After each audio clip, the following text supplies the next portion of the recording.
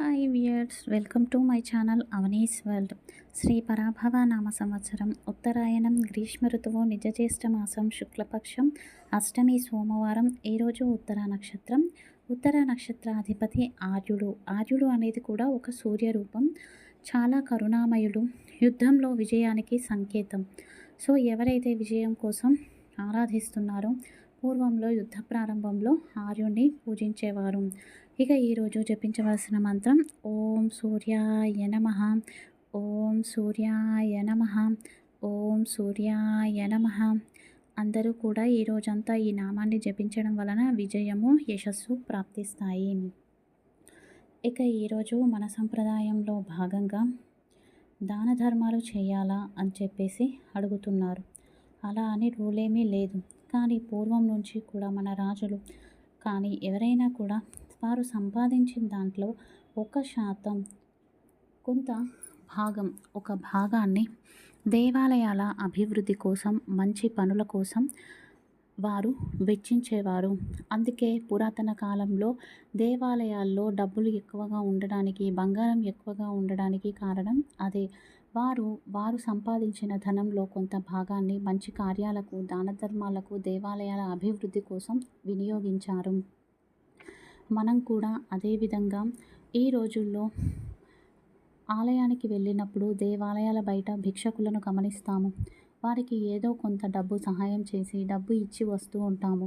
అలా ఆచరించడం వల్ల మనకు ఉన్న కర్మలు, పూర్వార్జిత కర్మలు తొలగిపోయి పుణ్యఫలం అనేది పెరుగుతుంది అని చెప్పేసి నమ్ముతాము.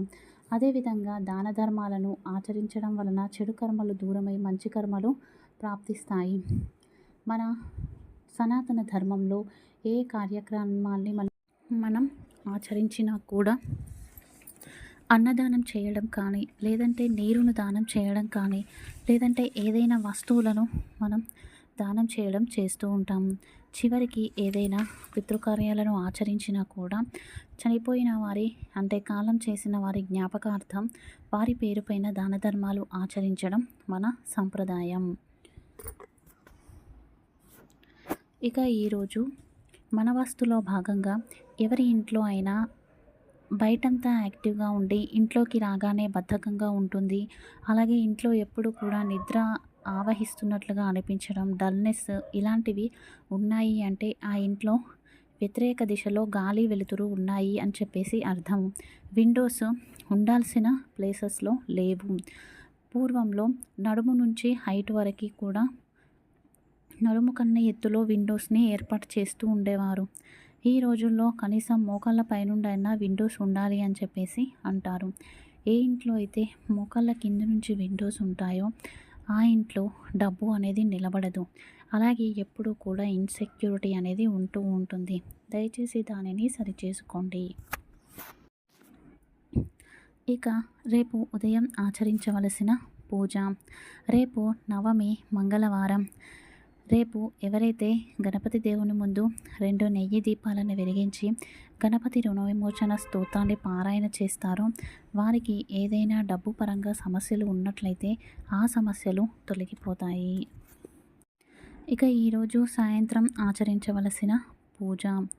ఎవరికైతే ఉద్యోగంలో ప్రమోషన్స్ కోరుకుంటున్నారో వారి కోసం, అలాగే ఆర్థిక అభివృద్ధి కోసం ఒక రాగి చెంబులో పసుపు నీరు తీసుకొని అందులో కాస్త చెరుకు రసము, గంధం పొడి, నెయ్యి, రోజ్ వాటర్ను కలిపి కాస్త మజ్జిగను వేసి ఒక పుష్పాన్ని వేసి ఆ చెంబును మీరు మీ కుడి చేతితో మూసి ఉంచి కనకధార స్తోత్రాన్ని పారాయణ చేయండి.